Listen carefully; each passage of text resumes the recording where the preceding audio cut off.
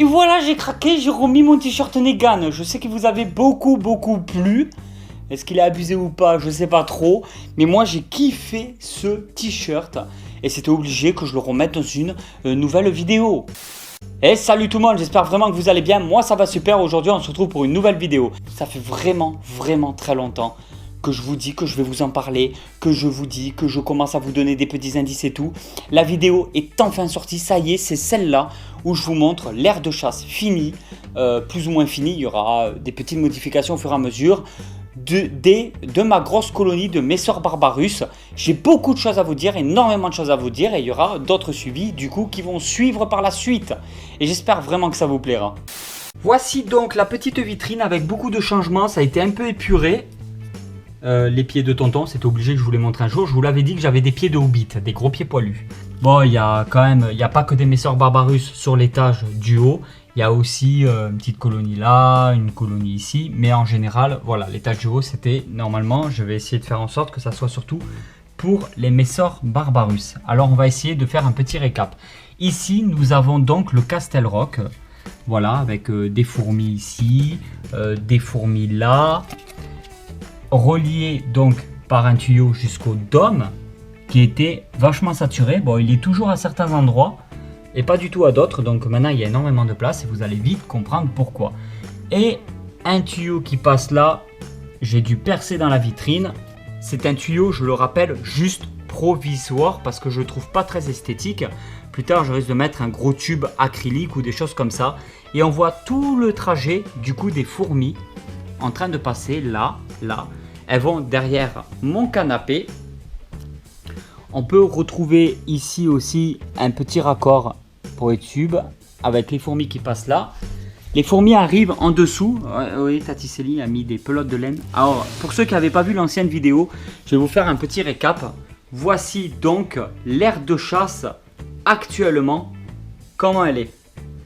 C'est un meuble que j'ai fabriqué moi-même et j'ai mis par-dessus directement l'aire de chasse des Messor Barbarus. Et ici, comme vous pouvez le voir, il y a directement les tubes de raccord avec beaucoup de fourmis. Voilà. Qui vont, alors je fais un petit rappel, dans l'aire de chasse en passant par ces deux trous, celui-là et celui-là. Et maintenant, c'est la première fois que vous voyez en vidéo l'aire de chasse actif avec toutes les fourmis. Il y a eu quelques petites nouveautés, notamment ici. Alors je suis passé, je vais faire de la pub, c'est pas du placement de produit, j'ai payé tout ça, je rappelle tout ça. Alors, je fais juste un peu de pub, c'est pas pour faire de la pub, c'est pour vous dire où j'ai acheté. Tout simplement, vous pouvez peut-être le trouver ailleurs. J'ai trouvé un petit ventilateur comme ça, assez sympa, à Leroy Merlin. Et ce petit ventilateur, il a 2 vitesses. C'est du petit ventilateur de 3 watts qui a 2 vitesses. Ça, c'est vitesse 1, ça souffle à peine un peu. Et ensuite, il y a la deuxième vitesse. Moi, je le mets quasiment toute la journée en vitesse 2. C'est un ventilateur pour les fortes chaleurs qui se trouve sur prise USB. Mais moi, j'ai acheté aussi à Leroy Merlin cette multiprise, 3 compartiments. Ça me permet de brancher des prises classiques et des prises USB. C'est super intéressant et c'est comme ça que mon petit ventilateur peut tourner. Pourquoi mettre un ventilateur dans une aire de chasse? Je vous retourne la question. C'est juste moi qui a décidé de le faire parce que les Messor Barbarus, on les retrouve surtout région Méditerranée. Voilà, c'est en France, c'est surtout la région Méditerranée qu'on va les retrouver. C'est des endroits où il y a toujours, constamment, un vent en permanence. Les plus belles Messor Barbarus que j'ai trouvées, les plus grosses colonies que j'ai trouvées dans la nature, c'était vraiment très proche de l'eau, avec des chemins de dingue, et il y a toujours beaucoup de vent. Donc je me suis dit, pourquoi pas faire un léger petit vent sur ma petite colonie, au niveau de l'aire de chasse. Je pense que peut-être au niveau du comportement, ça changerait quelque chose. Je vous dirai dans les prochaines vidéos si vraiment j'ai observé quelque chose de différent. C'est un petit ventilateur de seulement 3 watts. Hein. Donc je pense que c'est plus ou moins l'équivalent d'un ventilateur d'ordinateur. Rien de spécial là-dessus. Ensuite, donc j'ai trouvé une plante. Voilà, j'ai pris cette plante-là. Et cette plante-là, qui tient très bien à l'intérieur et qui est une plante quand même assez résistante, je l'ai mis directement dans un cache-pot. Parce que si je prenais un pot normal, les fourmis allaient monter dessus, allaient passer par en dessous dans le trou, etc. Alors j'ai juste rempoté dans un cache-pot. Et le cache-pot, ce qu'il faut savoir, c'est qu'il est blindé d'huile, de paraffine tout autour. Ce qui fait que les fourmis en fait n'ont aucun accès sur la plante. Elles n'ont pas la possibilité de monter le pot pour monter sur la plante et se barrer par mes rideaux, et se barrer par la tapisserie, et se retrouver partout dans mon salon. J'ai fait en sorte que j'ai essayé de tout prévoir. Peut-être que j'ai oublié des choses et je le verrai au fur et à mesure du temps. Mais j'ai essayé de faire quelque chose d'un peu nature. Donc de rajouter quand même une plante. La plante elle est branchée avec... Alors ça par contre je l'ai trouvé à Ikea. Hop, je monte sur mon canapé. Sacrilège. Avec mes pieds poilus. Et en fait cette lampe vient d'Ikea. C'est un support voilà comme ça. Qu'on peut retrouver même dans les lampes, dans les supports de lampes de la Terrario. Parce que là ça coûte 3 fois rien quoi, un truc comme ça. Et c'est une lampe, donc c'est une lumière LED de 6 watts je crois, spéciale plante. Et du coup je me suis dit pourquoi pas mettre quand même un éclairage supplémentaire à cette petite plante. Pour au cas où, juste comme ça. Et puis pour raison d'esthétique aussi, je trouvais que c'était sympa de rajouter un petit éclairage dans le coin de mon salon.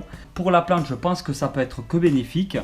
Et puis ça fait quand même un petit côté esthétique je trouve, de mettre une petite ampoule spéciale plante en plus de ça, directement dessus. Alors c'est juste une petite lampe de 6 watts, hein, c'est rien de trop intéressant, mais je trouve que c'est pas mal. Et puis niveau facture électrique, entre nous je suis plus trop à ça près, hein, avec tout ce que j'ai chez moi, une ampoule ou pas supplémentaire, je pense pas que je verrai la différence sur la facture à la fin de l'année. Je fais quand même un petit rappel vite fait, c'est une aire de chasse qui fait 80 cm de longueur par 60 cm de profondeur. Je trouve que c'est énorme, c'est bien plus grand que certains terrariums pour reptiles. Donc pour des fourmis, je pense que c'est pas mal, on est sur quelque chose de correct. Le seul truc qui m'embête c'est ça c'est pas trop esthétique en fait, parce que je vous invite à aller voir mon ancienne vidéo, j'ai pas envie de trop me répéter non plus dans les vidéos. Mais en gros, j'ai mis de l'enduit de rebouchage pour faire un peu tout l'intérieur. C'est de l'enduit de rebouchage couplé avec du plâtre, et j'ai mis du colorant dans le plâtre pour qu'il y ait cette forme, cette couleur un peu de terre. Et du coup là c'est pas très joli, mais je peux très bien mettre un petit cache noir ou blanc ou quelque chose pour que ça soit peut-être un cache blanc tout le long, pour que ça soit quand même un peu plus propre à ce niveau là, que ça soit juste plus esthétique. Je vais y réfléchir. Alors j'ai eu pas mal de mortalité quand même, pas énormément, mais peut-être dû au stress, peut-être dû à certains changements. Je me suis retrouvé, voilà, il y a quelques cadavres de fourmis un peu partout, à certains endroits. Pour l'instant je ne m'alarme pas, ce n'est pas très important. Ça peut être dû à certains changements, au stress, voilà, à plusieurs critères à prendre en compte. Donc il n'y a pas à s'alarmer, il n'y a pas une grosse hécatombe, les fourmis ne s'attaquent pas entre elles. Pour l'instant il n'y a pas de souci. J'avais vraiment fait ces deux chemins, je me suis cassé les fesses, pour être poli, à faire ce chemin, pour que ça passe en dessous et que ça aille là, pour pouvoir récolter les graines que j'ai mis ici. Les graines pour oiseaux exotiques, je le rappelle pour ceux qui ne connaissent pas, les Messor barbarus sont une espèce granivore. Elle mange aussi des insectes, mais son régime principal c'est surtout des graines. Et en fin de compte, ben non, parce que les fourmis passent par le bout de bois, la plupart du temps, pour aller directement en bas. Le méga abreuvoir de chez Fourmium que je kiffe énormément. Donc au moins les fourmis elles ont de l'eau en permanence sans aucun risque de noyade possible. Donc j'avoue que je suis quand même assez content du résultat, mais ce n'est pas fini. Tonton Snake ne finit jamais. Je compte quand même aménager peut-être un peu plus tout ça, trouver un meilleur en fait tube de raccord qui passe et qui soit plus joli que tout ça.